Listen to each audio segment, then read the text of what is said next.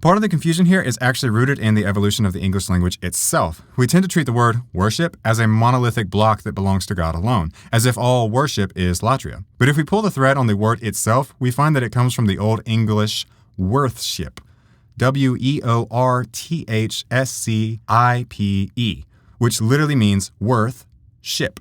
Historically, it was a way of acknowledging the worth of a person based on their standing or character. That is why in older English traditions, you'll find people addressing a judge as your worship, or why the classic Anglican marriage rite once had the groom say to the bride, with my body I thee worship. No one was accusing the groom of making his wife a god. They were using the word in its original sense, to bestow honor.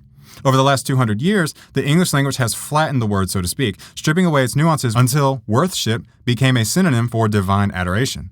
So when a Catholic uses the term in an older or more traditional sense, they aren't trying to pull God off his throne. They're simply using a richer, more historical vocabulary that recognizes that honor is a spectrum, not a single point. And at this point, it's worth asking a very practical question. What would idolatry actually look like in a Catholic context? Idolatry would not be kneeling, kissing, lighting candles, or using images. Those actions themselves prove nothing. Idolatry would occur if a Catholic believed that a statue or image possessed divine power in itself, if it were treated as a god, trusted as a source of salvation, or offered the sacrificial worship due to God alone. In other words, idolatry is not about what the hands are doing, but about what the heart believes and what the act signifies. The Church condemns any devotion, no matter how external or emotional, that replaces God, rivals him, or treats a created thing as divine. When that happens, the problem is not Catholic teaching, it is a violation of it.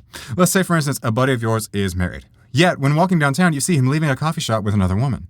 That catches your attention, so you walk over to get a closer view. He embraces her and says, I love you, call me when you get home, we should do this again soon. She leaves, and as he turns to leave as well, he sees you, and you exchange greetings. And you ask him how he's been and what he's up to, and he says, oh, you know, the usual, not up to much, just out for a quick coffee break. And you blurt out, I saw you hug that woman. You're dishonoring your wife by your actions, and you ought to be ashamed of yourself. Now, at face value, thus far, you are completely in the right and justified in calling out his behavior. But what if he says, you've completely misread the situation, my friend. That was my sister. She's in town for a conference, so we stopped to get coffee together and catch up.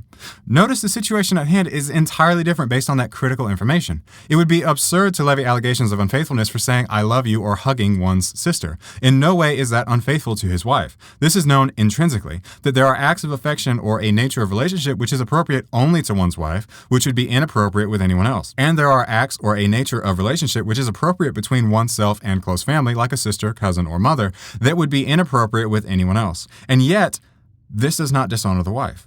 In a similar way, one can venerate the saints without necessarily denigrating the incomparably higher honor they give God.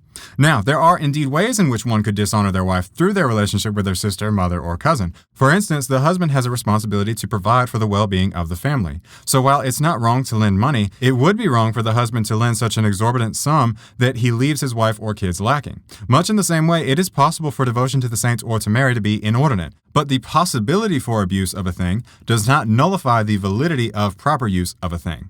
Now, I'm aware some will say, well, that's all well and good on paper, but have you seen the people in the pews? This is the charge of functional idolatry. The argument suggests that while the church might have these neat, tidy distinctions between latria and dulia, the average person kissing a statue or pinning a prayer to a shrine isn't thinking about Greek terminology, that they are effectively treating that object as if it has power. In their eyes, it looks like worship, so for them it is worship.